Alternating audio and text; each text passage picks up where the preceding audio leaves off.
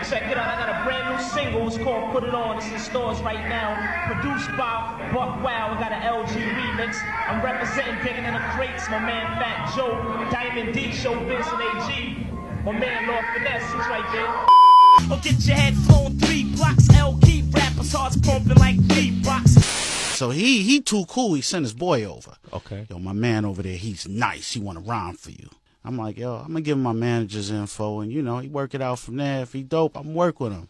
So he goes back and tell Al. He said, fuck that. He'll rhyme for you right now, and if you don't like him, he'll never bother you again. Man, he rhymed for me, and when he was finished, I was getting his numbers. Wow. Yeah, I for him to be that age when I met him, had to be like 16 or 17 when I met him, and I know at that age I wasn't that nice. I wasn't, you know, I was coming within my own, but he was more, you know what I'm saying, he was more polished, you know, where I was like, this dude here, you know.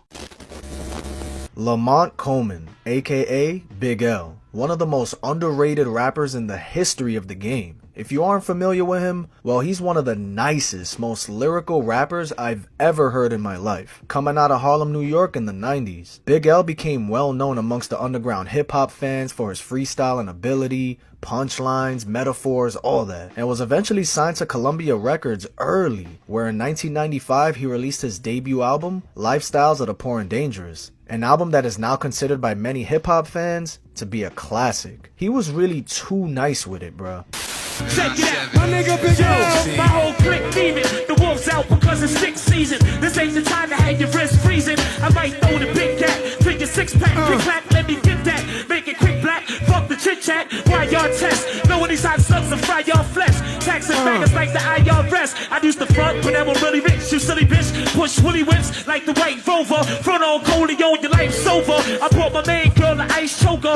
Catch her cheating and I might smoke her. I'm down for whatever. I gotta blow, son. It's never. I walk through the ruggedest blocks with juice flooded with rocks. Hustling on hot corners that be smothered with cops. I was warned my Harlem crew roll strong. Word born, we leave mics torn. Y'all brothers slept too long, now it's on. Yeah, while we hold gats, you hold knives. When you sold apes, we sold pies. When you roll bikes, we drove fives. There's no comparison, son. Just embarrassing. I'm running with some of the baddest men in the whole New York. We hold a fort while you crab clats is holding. Player hating, pushing stolen whips. We at the dice game holding trips. Out of town throwing bricks, taking over. Cooking up coke with baking soda. I buy hot jewels and ice it down. While you go to the jewelry store with short dough, trying to bring the prices down. A lot of cats be frontin' with mad singles with a 50 on top. L trying to have this city on lock. Piece to Biggie and Pac, cause they really were hot. Rap game heavy hitters, it's a shame they no longer with us. Niggas wanna be out, ladies wanna see out. If I go to jail, you'll get shirts saying free out. His voice was ill too, the way he just flowed so effortlessly. Nobody wanted smoke with L. A lot of known artists give him praise too, to this day. No, Big L was that nigga. Big L really, I don't like that they gave him his flowers after he was dead. Right. They should have gave him when he was here. But I guess it was too much going on, or, you know, just how the world is. But Big L was one of the first, when we was still trying to get a deal and still, like, I don't know if we met Puff yet. Big L was one of the first young dudes to make it. He was treacherous on the mic. Like, fucking shit up, tearing, like, punchlines every couple of seconds, like... You know, that's another nigga, man. Motherfuckers don't... Yo, what? Man, y'all niggas is wildin', man. Y'all niggas is fucking wildin', man. Big L, man. Y'all niggas is wild. Yo, Jay, man, that nigga Jay need to get that shit up to Big L. Anytime he saying anything about, man, doing them shows when he have Big Pun in that, he should have Big L up in that bitch as well, man. Every time I went to Harlem to see Big L that he was gonna fight, he thought he would fight a nigga your size, like the biggest nigga in the world. He's like this.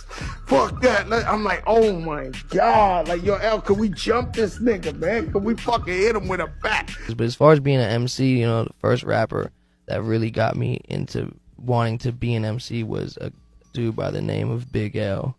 Wow. From Harlem. Big L was taken from us when he was gunned down by one of his childhood friends. In fact, he's even on the back of Big L's album. That dude would eventually get gunned down himself in Harlem in 2016 actually. In fact, Jay-Z and Dame Dash at one point wanted to sign Big L to Rockefeller, literally 3 days before his unfortunate passing. This was actually posted on Big L's official Instagram account, where they revealed a voicemail that was sent out to everyone about a party that was set to commemorate the signing of Big L becoming a Rockefeller/Flamboyant Entertainment artist. Check it out, y'all. It's Flamboyant Entertainment. Make sure y'all come through the post Thursday, February 18th, right? And you can punch in your numbers or you can leave a message and I'll get back with you. The plan was for L to sign his deal with Rock along with McGruff, Stan, and C-Town. The name of the group was going to be called the Wolfpack. Yo, just look at the flyer.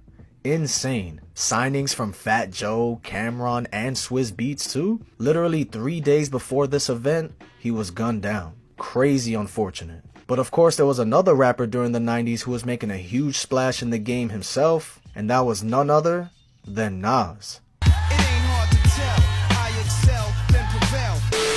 We all know who Nas is. He's my GOAT. In fact, if you haven't seen my vlog of his show at MSG not too long ago, you should probably do that after this. It was an amazing show. But yeah, even Nas had to show his respect and talk about how Big L was really that dude. And we all know Nas didn't shy away from anybody. Nas's pen game is lethal. But when it came to Big L, let's hear what he had to say about him when he sat down with Funkmaster Flex. It's Hot 97 Funk Flex Nas. You mentioned Big L.